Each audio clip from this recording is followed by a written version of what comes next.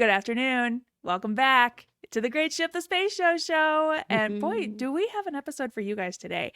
If this is your first time, because every episode is somebody's first time, I'm your host, Lieutenant Rebecca Frost, and I'm joined with noted Space Show fan Kerry Jackson, and we are talking about Star Trek, the original series. Very excited about this. But today, before we even get to talk about these episodes that we're going to talk about this week, first of all, I want to give a big thank you to everybody who came out to Broovies to watch Star Trek II, The Wrath of Khan with us. Yes. In conjunction with the Space Show. It's the Geekshow matinee, and we're very happy that all of y'all showed up to see it. We have, it's just a special sneak peek, but here was some of the merch that we had. Oh, yes. Fun new topical pink shirt. And the Geek Show store will be open soon, in a week or two, and you'll be able to buy that shirt on our site when it comes. And you can say hi Barbie to everyone you know, and everyone will reply hi Barbie. I was so happy that so many people bought those shirts. I just thought it was great. And put them on immediately. It brought me so much joy. So is that where you want to start, or do you want to end? It's up to you. Let's just talk about Wrath of Khan like super fast. Because of the nature of Broovies screenings, I didn't get to watch it with everybody. Yeah. But it's okay because I watched it the other day. Did not know Kirstie Alley was in it. Oh, really? Okay. Nice no, surprise. I had no idea. Which I'm named after her character in Cheers. So I was like, oh, what a pleasant surprise that Kirstie Alley is here. And I was so scared at first that she was killing all of my friends because I was not aware this was the Kobayashi Maru training program. Oh. Was not aware of it. The no-win scenario. Yeah, but that's kind of the big theme of the whole movie. It's very important to us Trek nerds, the Kobayashi Maru. And I also did not know, because in the J.J. Abrams movies, Chris Pine has reprogrammed it, right? So that he turns it into a win-win, or he turns it into a win scenario at least. And I was like, oh, interesting. I wonder how they tackle that like in the actual movie itself. And I was pleasantly surprised to see it's the same, that Kirk just reprograms it. He cheated. He cheated. And is it cheating? Well, that's what I love, the discussion between Kirk and Spock, because I just think you're mad I outsmarted your test. But then later on, Spock has this great line of like, hey, I found a way out of the no-win scenario, buddy. Yeah. But in the saddest way possible. I like that. I don't know why I've never really pointed it out before, but it's extremely prominent in Wrath of Khan that DeForest Kelley walks chin and belly first. Yes. And we get to meet Carol and David, David Kirk's son. Are we supposed to like him? Because I do not like him. I found every instance he was on screen to be extremely irritating. He's one of those characters that, we were supposed to like him, but for some reason nobody likes him. What am I saying for some reason? It's obvious why people don't like him. He's kind of an irritant. The man, like that, it's like, oh no. Oh no, you're fine. But yeah, just like an immediate hatred. And I was so scared they were going to kill Chekhov. I'm glad they didn't. They put creatures in our bodies. Don't worry about David. We'll talk about him in Search for Spock. Oh no, really? He comes back. He comes back. God. I was hoping to never have to see him again. Also, Kirk's got to have more kids out there, right? Oh, of course he does. Yeah. Yeah. Come on.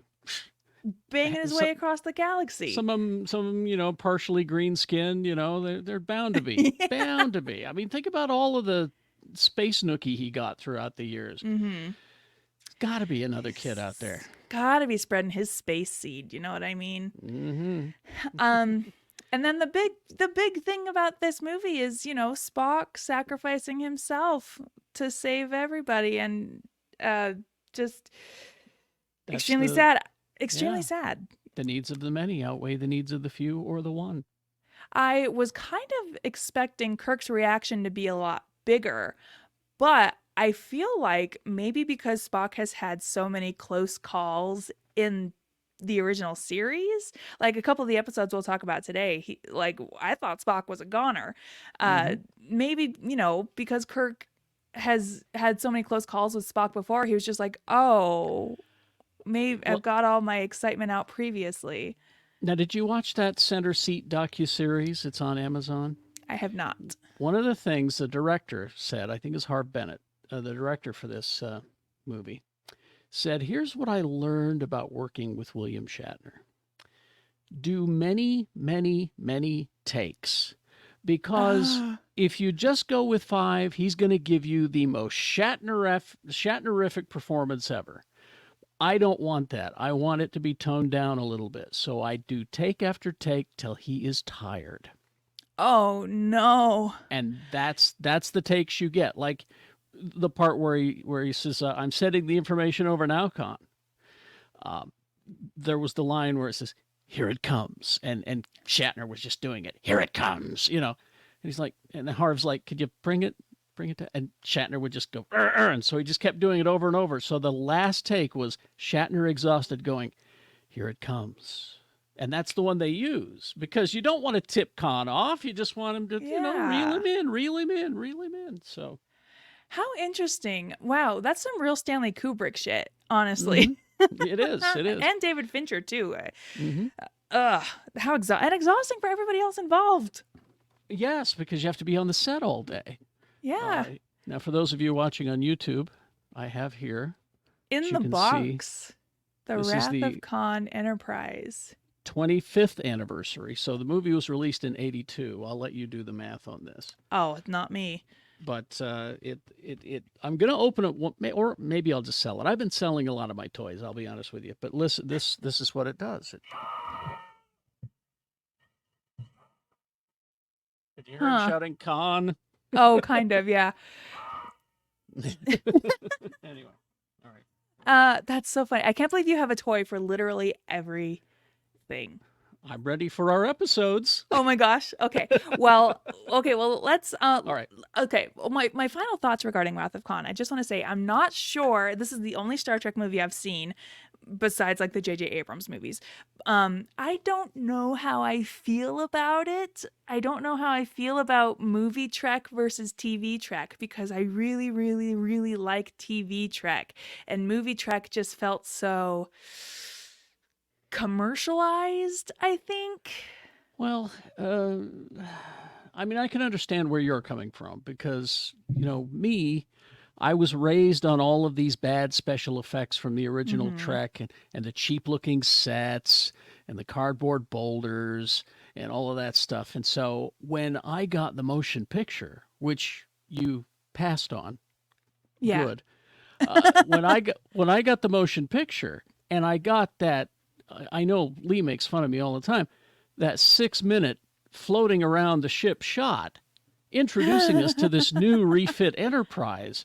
I mean, as I kept telling everybody, "Oh, that was boring," and I said, "That movie wasn't for you. It was for people like me who put up with all those bad special effects and still loved it. This was our payoff." And so the movie Treks with all of these new special effects and great looking ship and uniforms and sets, it was like, here's a thank you for paying attention and putting up with all that bad, cheap stuff that we did for 3 years. Thank you. How funny. I'm just so the opposite. I'm sure, it's a access and generational thing, I'm sure, but I'm like, I want to see the old graphics. I like the campiness of it. Please give me the campiness because I have been so spoiled in Mm-hmm. my lifetime with great effects and just movies upon movies. Like I said, as soon as you get a DVD player, rent one or something. I've got them on DVD, the original series with the original effects, and you're going to watch them and go, "Oh, Carrie was right. This is terrible." I don't know. There's an episode we're going to talk about too where I'm like, boy, I wish I had the old effects on this one. But also one more thing about Wrath of Khan. Spock literally dying. his best friend in the whole wide world, Kirk, comes up to him and he still takes the time to stand up and straighten his uniform and then go Mm-hmm. see his friend. Wasn't that a great choice for an actor? God, I Mm-hmm. literally was like, holy Toledo, what a choice. Just so good. And I'm telling you, if I was a 60s housewife, I would be going absolutely nutso for this show and shipping Kirk and Spock. They Like, did. I'm so firmly on team Kirk Spock. I don't know exactly when it happened. It when the show was in reruns. That's when the shipping started. The original, and I'm trying to remember what the original term for it. It wasn't shipping. We had our own term for it. Slash Hmm. fiction, I want to Oh, say. slash fiction, And there yeah. was even a term before slash fiction How that I'm trying to interesting. remember. But it was Kirk and Spock homoerotic stories were everywhere. Passed around at fan Hmm. conventions. Guys would write scripts. Me and my other 60s housewife friends, I'm sure we would just get together and talk about how much we love them. But today we are going to be talking about these episodes: The Gamesters of Triskelion, A Piece of the Action, The Immunity Syndrome, A Private Little War, and Return to Tomorrow. Hmm. So, starting with the Gamesters of Triskelion, Kirk, Uhura, and Chekhov are trapped on a planet where abducted aliens are enslaved and trained to perform as gladiators for the amusement of bored, faceless aliens. The Lady Gaga episode, as I have dubbed it, Perfect title. Perfect. because this was the best one to grab screenshots of, to be like, what do you mean there's no homosexuality in Star Trek? This episode is just a perfect example. It's totally gay. These guys are wearing harnesses. These girls are wearing silver and their hair's up to here. Um, I just another one of those episodes where the people are abducted from the ship and expected to fight for the entertainment of some faceless villain. Yeah. Yeah, I liked this one. Not a whole lot to say about it, in my opinion. No. I mean, you got some kind of bondage vibes coming Yeah. Oh yeah. from the whole episode. Certainly from Angelique Pettyjohn, who played Yeah. the Lady Gaga part. Yeah. The piece of trivia I have regarding her, during an interview, she said that when she first auditioned for the role of Shauna, she admitted to the producers she didn't think she fit the character. When they asked why, she said the script describes her as an Amazon, but she was only 5'6", and she's like, at 5'6", I'm hardly an Amazon. But the producers all laughed and said, "Look, honey, next to Shatner, you'll look like an Amazon." I was gonna say, yeah. Which is interesting because I paid attention and they still framed it in such a way that Kirk is still taller than she is. Hmm. So if they're both so little, how crazy. I think Shatner's like 5'8", I want to say. Hmm. I could be wrong. I mean, I've met him a couple of times. You think I'd remember, but Yeah, your good friend William Shatner. he's not my Um, good friend. No, he's a joke. Koik is a joke. Yeah, which sucks because I really like him on this show in particular. yeah. Um, but the producers also interrupted filming of this episode to tell the cast and crew that the show had been canceled. So everyone was depressed throughout the rest of production, but then the fans started protesting and writing letters until NBC decided to keep it on for another season, which thank God. Hmm. Well, and you can thank B.J.O. Trumbull, who was a writer on the show and also Star Trek's biggest fan. She head up the letter writing campaign, Hmm. and it was her 90th birthday just recently. I want to say. Yes, and you can still send her birthday cards. I wish there was somewhere on Twitter I saw send Yeah, birthday cards to her because we wouldn't have this without her. yeah. Just go to Star Trek Twitter; it's all there. It's all that I'm really sad Twitter's dying because I have just curated it now so that I'm getting a lot more Star Trek fan Mm-hmm. stuff. Mm-hmm. Just disappointing that the site is so terrible. Yeah. Um I like I started watching this after watching Wrath of Khan, and it was kind of interesting to see Chekhov in the future versus how he is now, because he's part of the landing party and they are transported not by the usual means, they suddenly just disappear. And And I like that the reaction is they just vanished. And I think it's Spock is like, yeah, that's how the transporter works. And Yeah. Scotty has to be like, oh, no, no, no, not in like the regular way, kind of in like a weird way. And McCoy is like, so their atoms are just floating around out there, again, verbalizing his greatest fear in the His whole greatest wide fear. world. He hates the transporter. And then Chekhov, with the landing party is like, is the Enterprise looking for us? Do you think the Enterprise is looking for it? Yes, of course the Enterprise is looking for you, my sweet dear baby. That's all they're ever going to do. They're always going to be looking for you. Always. He gets set up with one of the alien women and she's like, I like your name, Chekhov. And I could see the thought process in his mind of like, well, I am horny all the time.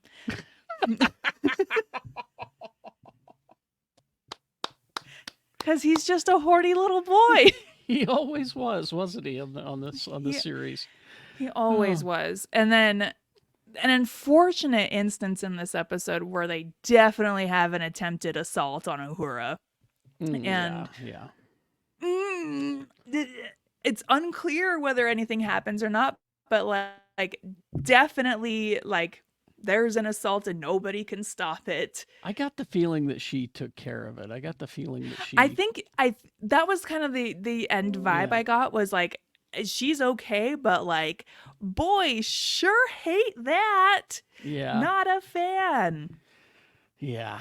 There's a few things in this episode that I recall, and maybe this is me just making shit up, but when we finally meet the providers, brains in jars, their brains in these bowls, these dishes, I think that's where Mystery Science Theater, when they went to the Sci-Fi Channel, they had a character called Brain Guy, and and he was just one of the guys on the show, and they put him in a purple robe and they painted his face white and gave him dark circles around his eyes, and he carried his brain in very much a bowl that looks like these bowls.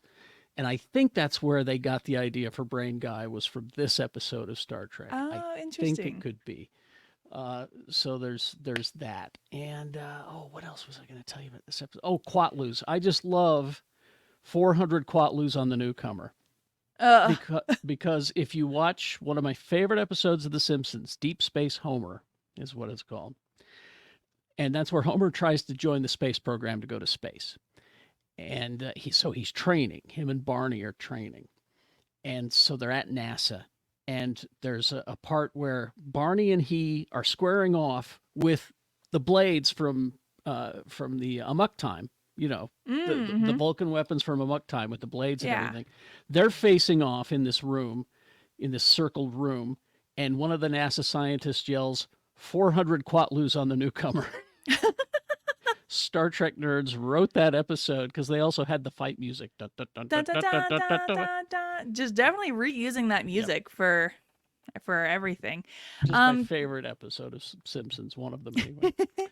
Because Homer goes to space. He does. He gets in the space program. Well, they give it to Barney, and Barney celebrates by having a drink. Which he hadn't been drinking during the whole training, and so he was besting Homer left and right in the training. But then when he gets the job, he celebrates with a drink. And boy, that's sad, because Barney Simpson sidebar, so sad, because Barney really is like so capable and intelligent, but it's just the alcoholism that ruins everything. They cleaned him up, and he wasn't funny anymore. And and so then they started writing him as a drunk again. So. Oh, that is sad. Anyway, that's the Gamesters of Triskelion. Whatever.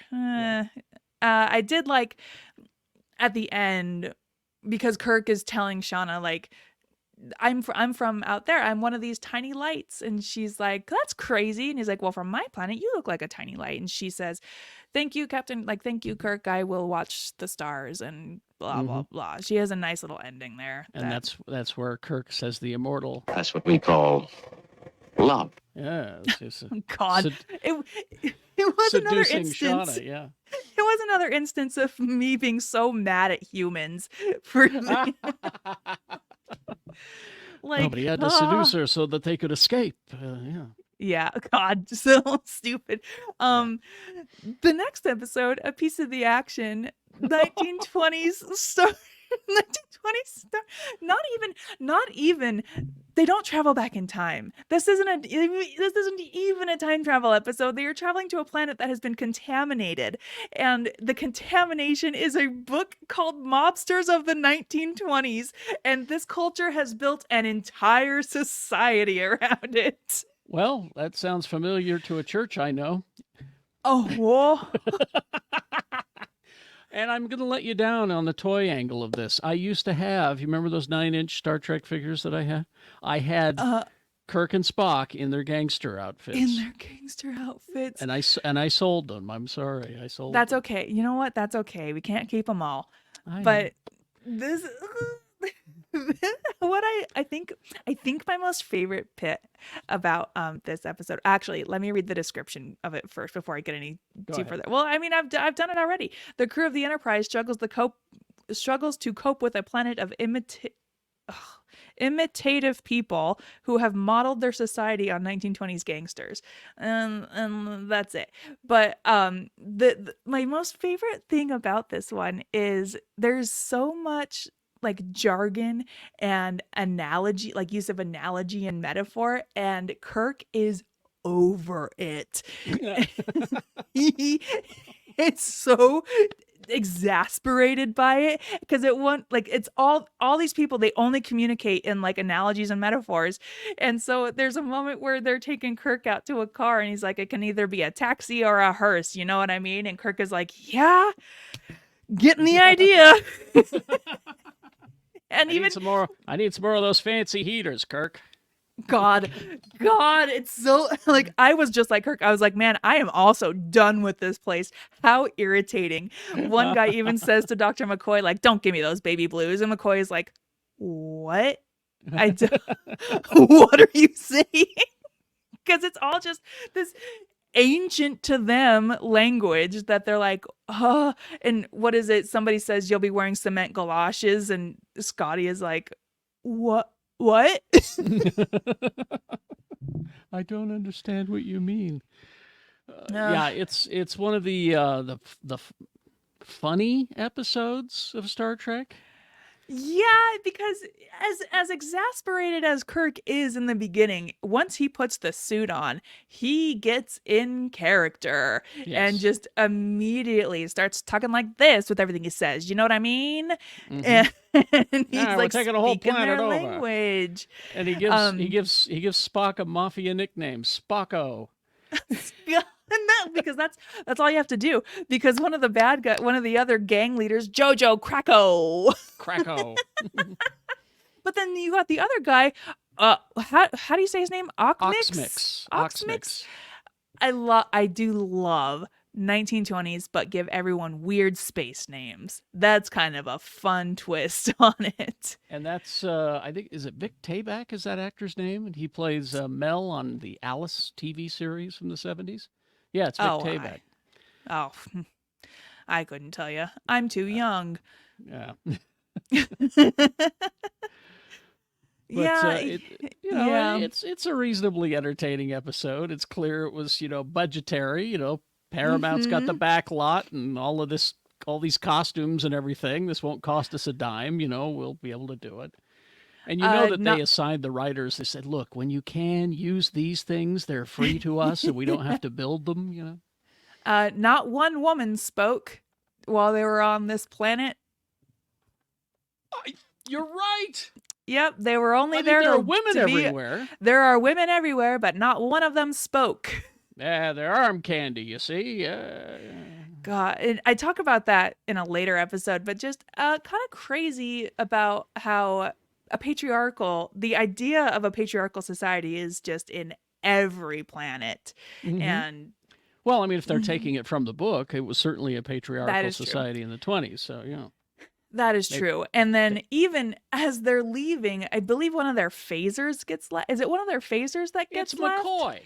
McCoy left his communicator. Damn it, McCoy. Yeah, his communicator. And I was like, stop leaving stuff on this planet. They've had enough. I mean, first of all, look at the size of these things. How do you forget and leave them, because Listen, it's not I like leave the my next phone places. generation. Yeah, but it's not like the next generation that are just right there, on your chest.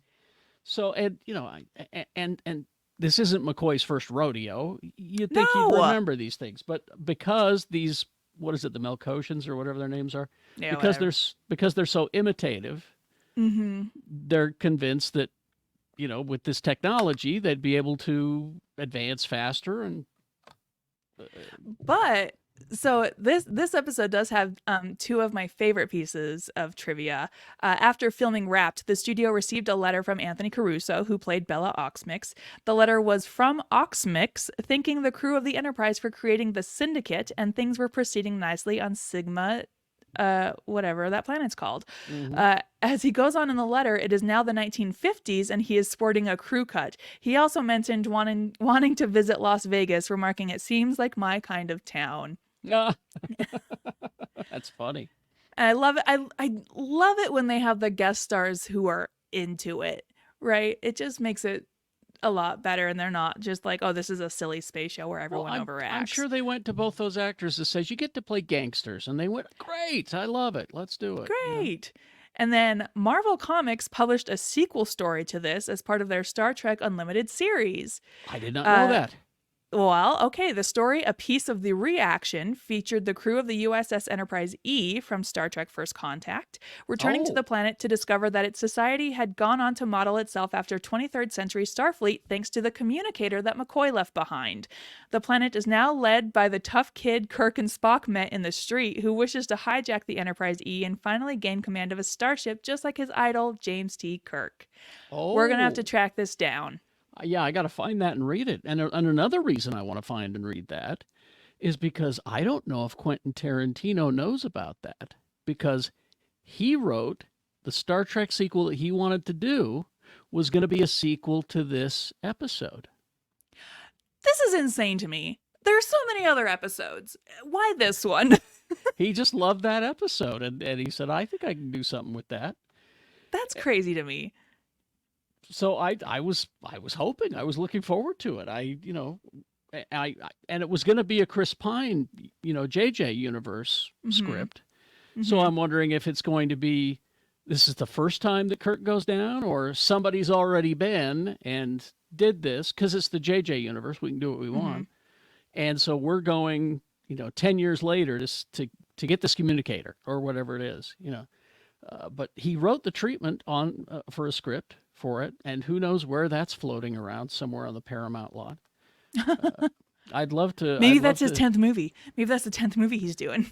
He's doing one called The Film Critic, but he very close. It came very close to them doing this movie. Can you? I don't know that I want a Tarantino Star Trek. Show me what you got. I don't. It's the same reason because after I watched Wrath of Khan, I watched Into Darkness, which I hadn't seen in a really long time. Oh, yeah. And I was talking with my husband about it, and I'm like, man, I don't like these J.J. Abrams movies. They're just not very Starfleet, because the whole villain of Into Darkness, right, is a Starfleet admiral. And I'm just like, that wouldn't happen. Well, yeah. I mean, I agree with you. And that's the problem that a lot of hardcore trekkers have with the JJ movies. Me, I love the JJ movies. And I saw this Into Darkness not as Wrath of Khan, but Space Seed. Yeah, we did get the Wrath of Khan elements at the end, but really it's Space Seed because, and it's my whole thought of it is in Space Seed originally, Captain Kirk finds Khan. But in the JJ universe, I thought to myself, what if the Republican Party found Khan? Oh. That's how I saw it as. What if Dick Cheney found Khan? Because that's, Cheney was vice president at the time that movie came out. And I remember seeing it at the premiere thinking, I see what he's doing here is, what if Dick Cheney found Khan and not Kirk? That's what they would do with it. They would, if the Dick Cheney of Starfleet found it, he would weaponize the hell out of it. So that's why I was able to accept it in my mind as, this is a different thing. I'm not going to compare the two until the end with the Khan. And then I wish he wouldn't have shouted Khan. That's the only, honestly, that's the only complaint I have about that movie. I didn't mind Kirk dying the same way Spock did. It was the Khan. I thought you didn't need to do that. Yeah. But Okay, you know, interesting. Food for thought. Okay, yes. I'll have to re-examine it. But moving on, we're going to talk about the immunity syndrome. The Enterprise encounters a gigantic energy draining space organism that threatens the galaxy. I quite liked this episode. It's extremely simple. They are on the ship the whole time. It's one of those episodes where it's a group problem solve, and Yes. I don't feel like we get to see that a whole lot. This is the episode where I was like, if I was a 60s housewife, I would be going absolutely insane, because Spock gets injured immediately and Kirk is immediately concerned, and I was like, yes, he loves him, go check on your boy. And I had the thought, do you I gotta admit, I was high when I was watching these, but do you ever think Kirk gets sad that Spock is so serious all the time? Because Kirk tries to have like lighthearted conversation or jokes with him, but Spock is just always serious and always problem solving. And do you think that makes him sad? I don't know if it makes him sad. I think he just accepts that that's his friend and just goes, Yeah. whatever. And that's the Maybe he same does. question Maybe he does. Maybe he does. I don't know. it's the same question I have for any woman who wants to date Spock. Like, why? Why? If you're into that, I guess I can't I mean, like yuck anybody's yum, but I mean, Strange New Worlds Chapel, or well, really original series Chapel. yeah, like because original why? series Spock is much more cold than Strange New Worlds Spock.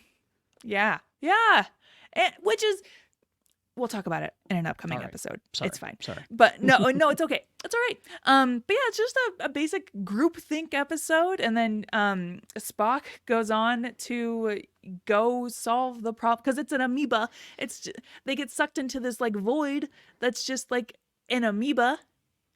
And he has to slowly penetrate the amoeba. Well, and I was going to say that's one of the dirtiest lines in Star Trek is this one. Brace yourselves. The area of penetration will no doubt be sensitive. There you go. One of the dirtiest lines in Star Trek for you. Now, what I liked about this one, and I've never expressed this to anybody but you. Are you ready for this? Okay, I'm ready.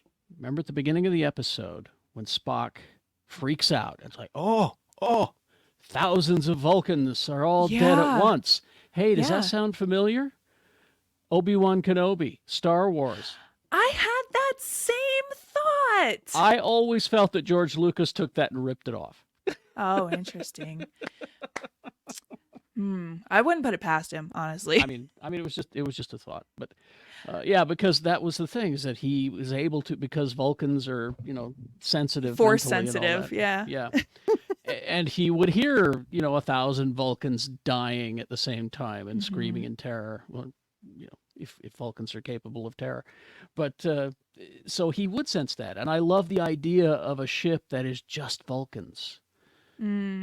I just thought that was a great idea, and I wanted more of that. Kirk, I think it's Kirk asks Spock a really interesting question about like, what did they feel when this happened, and Spock replies with astonishment, and I thought that was such a great word choice, because they're not going to feel fear, they're not going to be sad, but the choice of the word astonishment was just some chef's kiss writing, in my opinion. Oh yeah, absolutely. This is one where I wanted to see the original effects, because the remastered effects show up and I'm like, am I watching a meme? Did somebody put this image on here? Because it looked so out of place, because it was so bright and vibrant and like modern looking. It just looked so out of place to me. The original amoeba looked like one of those. I mean, your dad's a musician and old, so he would. You've probably seen what I'm about to describe. When you see footage of old, like Pink Floyd footage or something like that, they had a background behind the band, and it was it was water. It was essentially water between two sheets of plastic, colored water, and they'd shine lights through it, and it would make these different shapes because of the water, kind of like Rorschach's mask.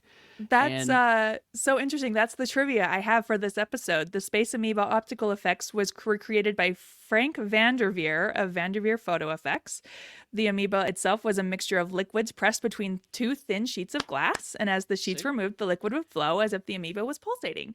exactly, that's the backgrounds that a lot of those psychedelic bands in the 60s and 70s would use, and you'd see it on TV and all of that. And so that's what it looked like.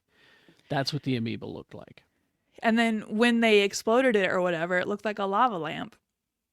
Yeah. A lot. Yes, exactly.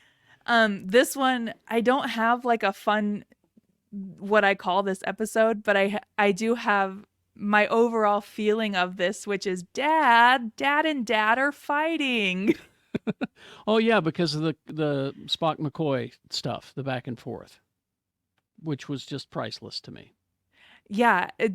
Then I posted this on Twitter, just kind of because Spock goes on the shuttle, and as he leaves, McCoy shuts the door and he's like, "Good luck, Spock," to himself. And then later, when Spock is calling back to the ship, he's like, "Tell Dr. McCoy he should have wished me luck."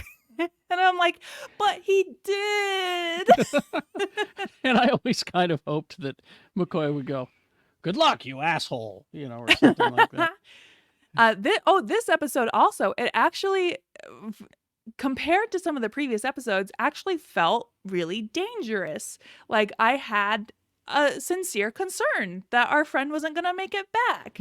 And I mean, I know that he did, but it was, if I was watching this in real time, in the 60s, I'd be like, oh my God, like, what's going to happen? Like, this is so dangerous. And I liked that I'm still able to feel that kind of thrill with these episodes, even though I know they survive forever and ever. That makes me very happy for you. I Oh. just think that's great, because I'm just like, it's 9-year-old Kerry there. There he is. Well, let's move on to this next episode that we just have to So talk we liked about it so Immunity fast. Syndrome. We like that Oh, one. Okay. yeah, I quite liked Immunity Syndrome. I like it when there's a Okay. group think episode that's like all just on the ship. Mhm. But a private little war, peaceful, primitive peoples get caught up in the struggle between superpowers, with Kirk unhappily trying to restore the balance of power disrupted by the Klingons. This episode sucked ass. It's not a good episode, but it features my favorite and ridiculous alien on Star Trek. Oh, the Mugato? The Or the peoples? Mugatu is my favorite ridiculous Star Trek creature. Look at that Because- action figure. Now, I didn't bring down the Mego one because he's wearing clothing, which, always pissed me off when I was a kid, because they gave me the Mugatu figure, but he's standing upright and wearing clothing. It wasn't until I got this action figure that they got the Mugatu right. And what I love is it's just a gorilla costume with a horn. Just a monkey suit. It's designed by the same guy who designed the Horta in whichever whatever Devil in that the one Dark. is. Devil in the Dark, the evil carpet. Because he just had this monkey suit laying around. And he's like, I Yeah. guess. And Mugatu is not even what it's really called, because DeForest Kelly kept mispronouncing the name. So they changed it. It was a Gumato, but he kept calling it a Mugatu. And even if you watch the credits, it's still listed as Gumato. I just love that they were able to, on the fly, change the name of it. Just go with it. We're not going to do another retake because DeForest Kelly's drunk somewhere. Or he's off with it, doing something else. Whatever we don't he have time for a does. retake. We're just going to go with it. Instead of bringing in and doing voice later, it's just, we'll go with it. We'll change it. Yeah, just whatever. But this one, it felt a lot like a romance novel to me. I don't know why. Just like Really? the presence of the woman and like the way she interacts with it's so horny. This episode was another very horny episode, and I didn't like it. I didn't care for it one bit. The episode's supposed to be again, because the Vietnam War was happening at the time. It was so it's the analogy for the Vietnam War, right down to the enemy people. You got the people that Kirk knew, Tyree and his tribe, and The blondes, yeah. they're all blonde and white, and the bad guys are all something else. And so brunette, they're all brunette, and they're They're all working with the brunette. Klingons, and the Klingons are working giving with the them Klingons. guns. Yes, Klingons are giving them guns, and I was unsatisfied with this episode for a lot of reasons. Of course, all I have to do is think about the Mugatu, and I smile. But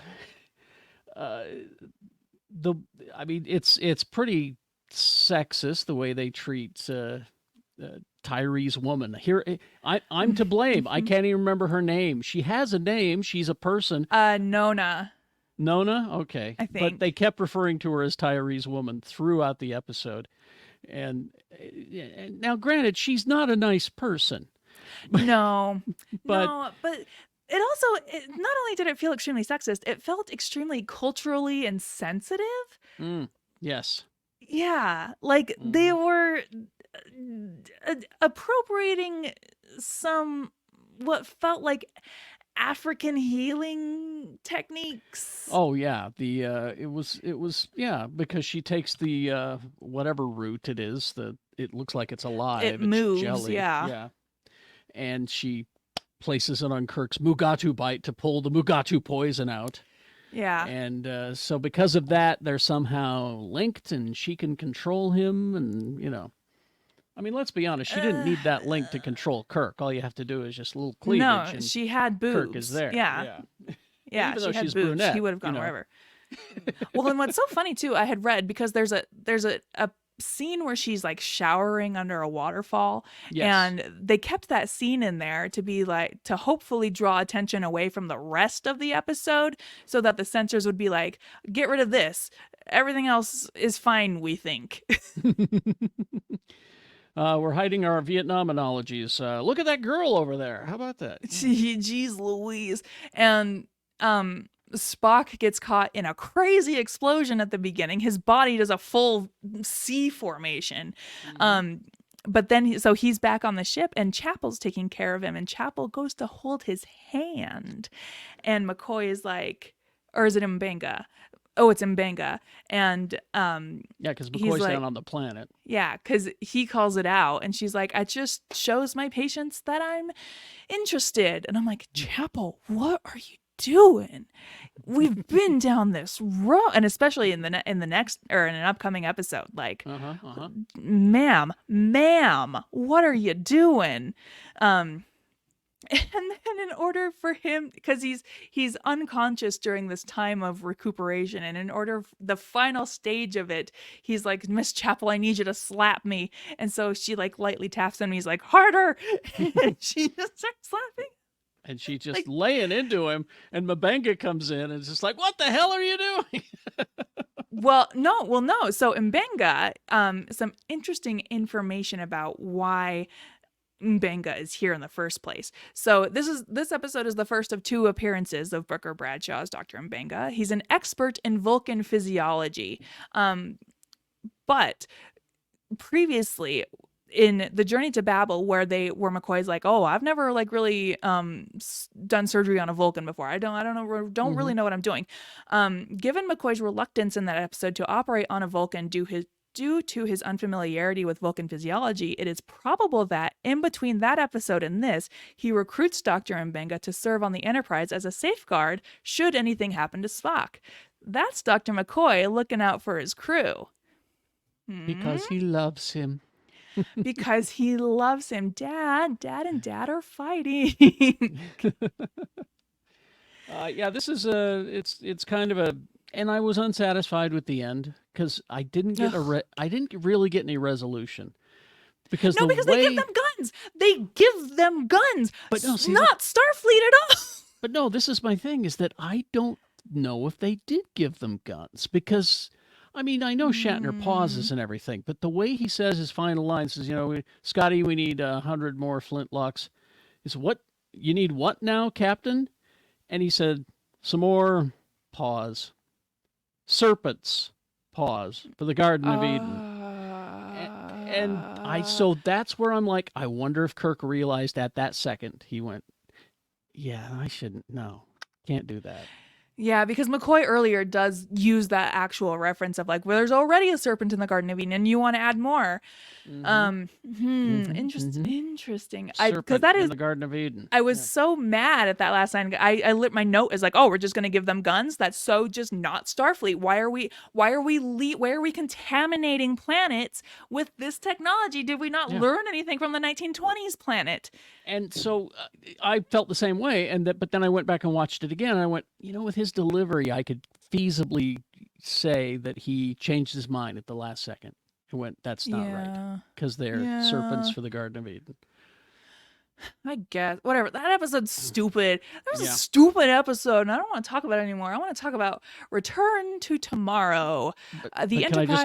Can I just do one thing for you? Because of course, absolutely. I loved the Mugatu so much when I was a kid that I think I do a pretty good Mugatu growl. Okay, I'd love to hear it. Okay, look at the action figure. Don't look at me. Yeah. It was just like a guy screaming, wasn't it? Yeah, essentially. Anyway, let's move on. Anyway, Return to Tomorrow. The Enterprise is guided to a distant, long-dead world where survivors of an extremely ancient race existing only as disembodied energy, desiring the bodies of Kirk, Spock, and astrobiologist Anne Mulhall so that they may live again. The appearance of Anne Mulhall. Interesting, because that's Dr. Pulsaki in The Next Generation. Yeah. Oh yeah, she's been on many a Star Trek.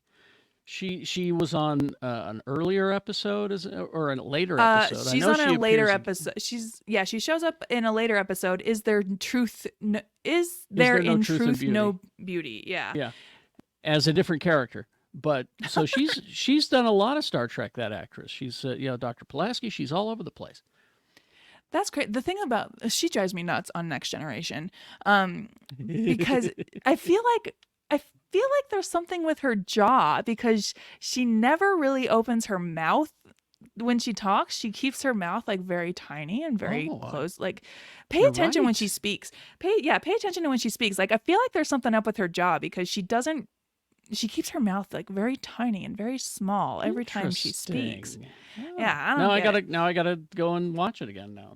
Have you watched season 2 of Next Generation? A long time ago.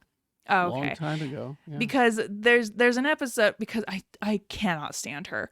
And there is an episode where she like keeps interrupting Picard, and Picard even says like, would love to get a word in if you would stop interrupting me. And I'm like, ooh, show her what's what.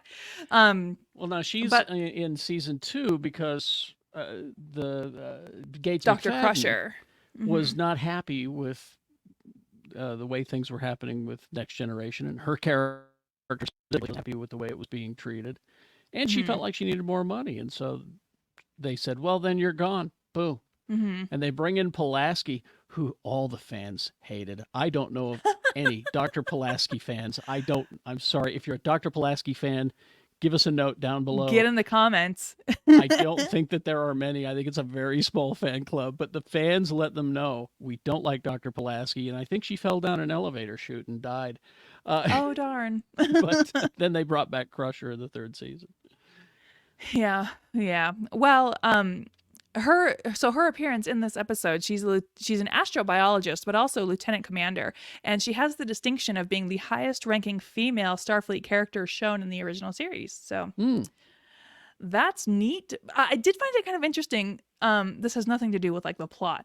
I do find it interesting. She's an astrobiologist, but she's wearing a red uniform and not a blue uniform. Oh yeah, you'd think she'd be in the science division. Yeah, what's up with that? Anyway. Well, we all know that, canon was a strange thing to them in the original series. Canon, it probably wasn't even a thing back then. I think Star Trek may have invented canon, But... Yeah, did they have like a set Bible? Did they have a show Bible that they would refer to? But again, the creatures that we're interacting with in this episode, voiceless entities. They exist in orbs, and they are deep voices that speak. And Sargon, voiced by James Doohan, by the way, our boy Scotty. Yeah. Spock describes what happens to their planet. It's actually really cool. Like their atmosphere was ripped away, which could you imagine? That would be so terrifying. Oh, we're getting ready for it to happen here. I'm telling you. Just strap in. But the survivors have they're deep, like hundreds. I can't remember exactly how far into like the surface of the planet they are, but they are very far down. And way down deep. Yeah. They're like, "Don't worry, we'll make it so you can beam down. We promise." And McCoy is like, "Again, you want me to beam where? Into rock? And I'm just supposed to trust you on this?" And they're like, "McCoy, please, you have to." And he's like, "Okay." He's not like super jazzed about it, but he does it. Yeah, and these disembodied voices want to inhabit some of the crew. They're in these spheres, which have appeared on the show a few times. Which I have seen, in present day as lamps, and Yes. they're just cool looking lamps. So the spheres have, and there are only 3 of them that are still alive. There's Sargon, his wife, and Talisa, and the bad guy, Henoch. Henoch. And the minute Henoch gets in Spock's body, I was like, this guy, this MFer, I do not feeling sus, do not trust. Of And course. one of the first thing he says when he's in Spock's body is, "I'm surprised the Vulcans haven't conquered the humans. This body rules." He kept saying it throughout the whole episode. Oh man, my body is so much more superior This than is yours. great. And Sargon was even so complimentary to Kirk's body. He's like, "Wow, you've taken really great care of this body. Kudos." And I'm like, okay, don't make it weird. Yeah, but that was Shatner saying that. And then Scotty, extremely confused about the whole thing. I love Scotty. Scotty is definitely solidified as like a favorite character. Oh yeah, But he's one of mine. Yeah. His responses in this is just every time like, "What? What?" I mean, he's saying, "Yeah, we're going to build these android bodies," and Scotty's like, "Out of what?" Yeah. Which is strange because wasn't he in the iMud episode where they made androids that looked human? And, Yeah.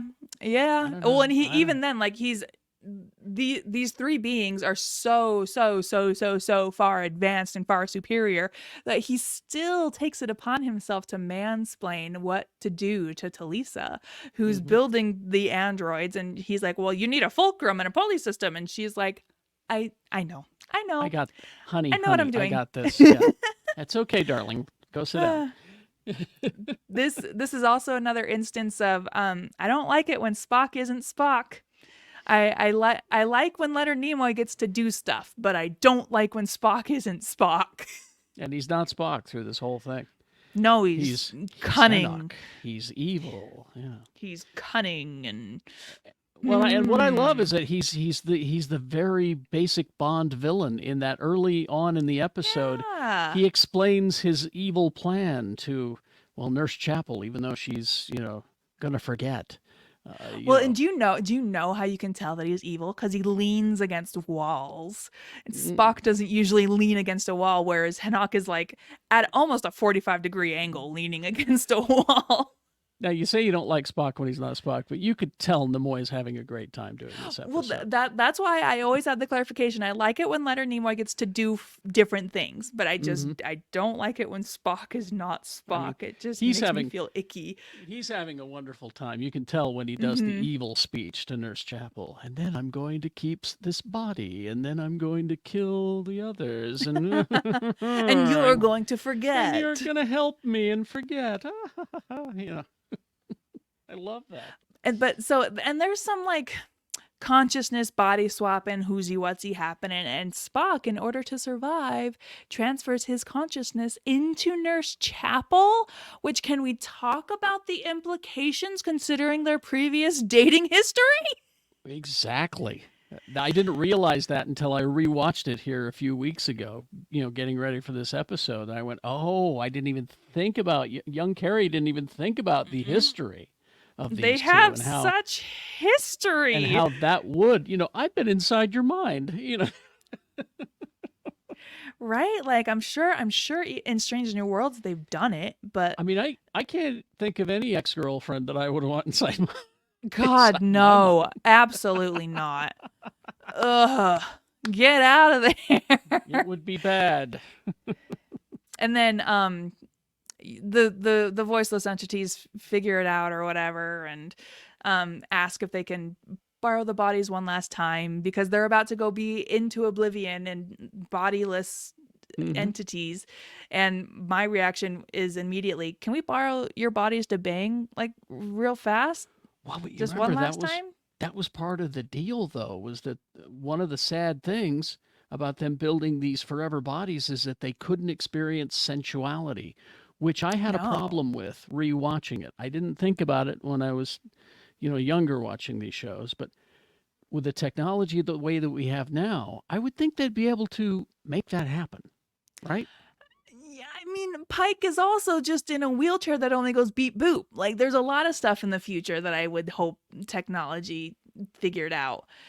But also, because they make the android and Hanok is like, okay, here's yours. And she's like, I don't want this. And he's like, oh, don't worry. It's a Ken doll now, but I am going to turn it into a Barbie. I am going to make it more woman-like. And I know you want that, right? And she's like, Yeah. oh, Maybe, yeah, okay. yeah. And kind of an interesting episode, but also like, meh. No real good takeaways. I was concerned about the consent, Yeah. because Kirk and her, they just kind of, they didn't even really work together. They didn't know each other that well. I'm sure right? Kirk is like, yeah, whatever, go for it. And she probably had, more reservations. But if I know Kirk, he's like, yeah, whatever. I got the down to feeling clown. I got the feeling that she knew that might happen. But like she's I an could be wrong. astrobiologist and like pretty high up in her career. So I kind of think that she would also be like, it's for the sake of knowledge, right? Because that's part of it is they're always in the pursuit of knowledge. Yeah. And so for her, this is just another mission and to learn more about a new alien species. So, but what was also interesting about this one is that the mysterious alien species, which usually, we have to defeat, the humans have to defeat, the mysterious alien species decided, oh, this is getting way out of hand, and we can't do this to you humans anymore, and so I'm going to kill Hanok, and subsequently, my wife and I are just going to, swirl off into the nothingness, and they're the ending of The Good Place, right? Like they've spent enough time in heaven, and they're like, you know what? We're ready to go back into oblivion now.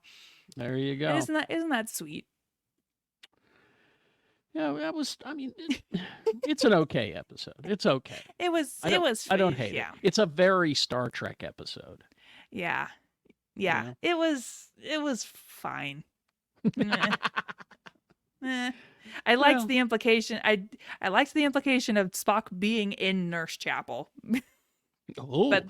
But only because we have watched Strange New Worlds, right? And they have their whole thing. Yes. So this is our 5 episodes for this episode. For this episode, yeah. Now we're heading toward the end of season 2. We're getting there. We're almost there. Yeah. We're almost there, and we're gonna get into season 3. And there are some episodes coming that I can't wait for you to poop on. Oh, yeah. Looking at my list, we only have one. Our next episode will be the remainder of season 2. Wow, can't believe we're almost through season 2. Yeah. Well, cool. Well, yeah. There are some episodes that you're going to poop on coming up very soon. Oh no. I hear episode 1 of season 3 is a doozy. Yeah. It's it's the infamous Spock's brain. Is the name of the episode. And it has been named by just about everybody the worst episode of Star Trek ever. I don't think it's that bad. I'm not defending it, but it's not as bad as everyone says. Oh no. But it's bad? Okay. Well, it's okay because we still have one more season 2 Yes. episode, and then we'll get into terrible season 3. Exciting. Well, thank you guys so much for joining us this week. We will see you again next week, going where no man has gone before, but a lot of people have gone before.